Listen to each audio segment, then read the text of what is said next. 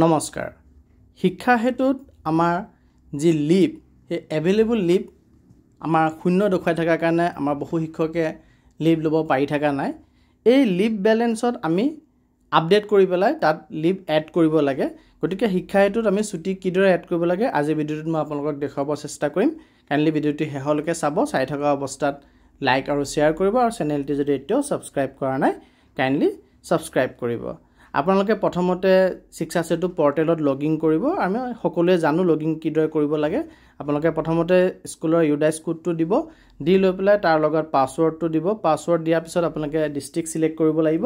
ডিস্ট্ৰিক্টটো select কৰি লৈ পেলাই আপোনালোকে যি ক্যাপচা আছে সেই ক্যাপচাটো আপোনালোকে এন্টাৰ কৰিব এইখিনি কাম কৰিলে আপোনালোকে লগইন বটনটো যদি ক্লিক কৰি দিয়ে তেতিয়া হলে আপোনালোকৰ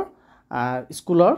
ড্যাশবৰ্ডটো আপোনালোকে দেখা পাব স্ক্ৰিনত গতিকে মই গুটেখিনি এন্টাৰ কৰি লৈ পেলাই লগইন বটনটো ক্লিক কৰিলো ক্যাপচাটো দি লৈ পেলাই লগইন বটন ক্লিক কৰাৰ লগে লগে মোৰ স্ক্ৰিনত স্কুলখনৰ ড্যাশবৰ্ডটি দেখা পালো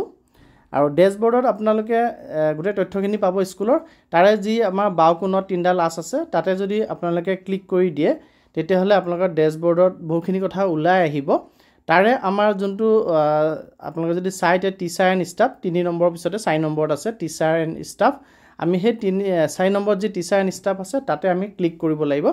আৰু টিচাৰ এণ্ড ষ্টাফত আমি ক্লিক কৰাৰ লগে লগে বহুকিটা অপচন আহিব তাৰে যোনটো প্ৰথমতে আছে টিচাৰ এণ্ড ষ্টাফ লিষ্টিং আমি তাত ক্লিক কৰিম আৰু টিচাৰ এণ্ড ষ্টাফ লিষ্টিঙত আপোনালোকে ক্লিক কৰাৰ লগে লগে আপোনালোকৰ বিদ্যালয়ত যিমান কেইগৰাকী শিক্ষক শিক্ষয়িত্ৰী আছে গুটেই কেইগৰাকী তথ্য আপোনালোকক স্ক্ৰিনত দেখা পাব আপোনালোকে আৰু অকনমান খুফালে যদি আপোনালোকে স্ক্ৰল কৰে তেতিয়া হলে আপোনালোকে দেখা পাব হেকত একচন অপচনটো আছে তাত আপোনালোকে সিলেক্ট একচন অপচনটো পাব তাতে যোনগৰাকী শিক্ষকৰ আপুনি এড কৰিব বিচাৰে তেখেতৰ সিলেক্ট একচনটো আপোনালোকে যদি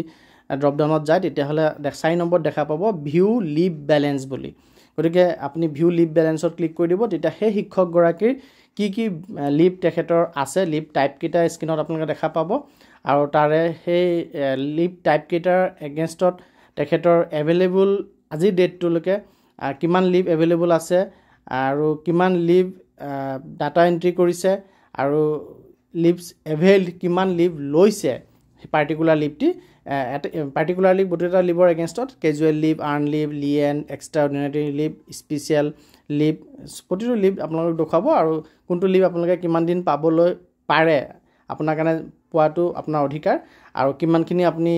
ইয়াতে এন্ট্ৰি কৰিছে আৰু কিমান লিভ আপোনাৰ কাৰণে এভেইলেবল আছে গোটেই তথ্যখিনি ইয়াত দেখুৱাব আৰু ইয়াত সব 0 দেখুৱাই আছে আপোনালোকে দেখা পাই আছে গতিকে আমি এই শৈক্ষিক বৰ্ষৰ কাৰণে আমি আমাৰ লিভ এড কৰিব লাগিব আৰু লিভ এড কৰিবৰ কাৰণে আপোনালোকে যি ওপৰত এড লিভস অপচনটো দেখা পাইছে তাত আপোনালোকে ক্লিক কৰিব ক্লিক কৰাৰ পিছতে আপোনালোকে প্ৰথমতে সিলেক্ট ক্যালেন্ডাৰ ইয়াৰ অপচনটো পাব তাতে ড্ৰপ ডাউনত গলে আপোনালোকে ক্যালেন্ডাৰ ইয়াৰটি দেখা পাব গতিকে ড্ৰপ ডাউনত যদি আপোনালোকে যায় তেতিয়া আপোনালোকে দেখা পাব যে ক্যালেন্ডাৰ ইয়াৰ শো কৰিব 2025 গতিকে আপোনালোকে 2025 টো সিলেক্ট কৰি ল'ব তাৰ পিছত সিলেক্ট লিভ টাইপত গলে আপোনালোকে ক্যাজুৱেল লিভ এটা লিভে দেখা পাব অইন লিভ বিলাক আপোনালোকৰ স্কুল লেভেলত এড নহব গতিকে ক্যাজুৱেল লিভটো আপোনালোকে সিলেক্ট কৰি ল'ব আৰু আমি জানো ক্যাজুৱেল লিভ আমি 12 দিন পাও আৰু ইয়াত যোনটো হেৰি আছে আপোনালোকে তাক ব্লু টিক কৰি দিব ডিক্লেৰেচনটো কৰি দি পেলাই আপুনি সাবমিট বটনটো ক্লিক কৰি দিব আৰু আপুনি সাবমিট বটনটো ক্লিক কৰাৰ লগে লগে আপোনালোকে ইয়াত দেখা পাব যে আপোনাৰ ক্যাজুৱেল লিভৰ এগেইনষ্টত 30 মিনিট লাগে বুলি কৈছে কিন্তু লগে লগে আহি যায় আপোনালোকে চাব যে আপোনালোকৰ 12 দিন ক্যাজুৱেল লিভ এডমিসেবল লিভ 12 দিন আছে আৰু এভেইলেবলও 12 দিন আছে বুলি ইয়াত স্ক্ৰিনত শো কৰিব গতিকে এই দৰে আপুনি আপোনালোকৰ ক্যাজুৱেল লিভখিনি এড কৰি ল'ব তেতিয়া আপোনালোকৰ ক্যাজুৱেল লিভখিনি ল'বলৈ সুবিধা হ'ব আৰু ইয়াৰ বাদে আপোনালোকে যদি অইন লিভৰ কথা আহে তেতিয়া আপোনালোকে ডিস্ট্ৰিক্ট অফিচত কথা পাতিব লাগিব সেই লিভখিনি আপোনালোকৰ ডিস্ট্ৰিক্ট অফিচতহে এড হয় বা এপ্ৰুভ হয় গোটেই প্ৰক্ৰিয়াখিনি গোটেই প্ৰসেছ আপোনালোকৰ ডিস্ট্ৰিক্ট অফিচত হয় গতিকে আপোনালোকে যদি CCL বা মেডিকেল লিভ আৰ্ন লিভ কি লয় তেতিয়া ডিস্ট্ৰিক্টত এড আৰু এপ্ৰুভ হ'ব আপোনালোকে ডিস্ট্ৰিক্ট MIS কোঅৰ্ডিনেটৰক লগ ধৰিব ধন্যবাদ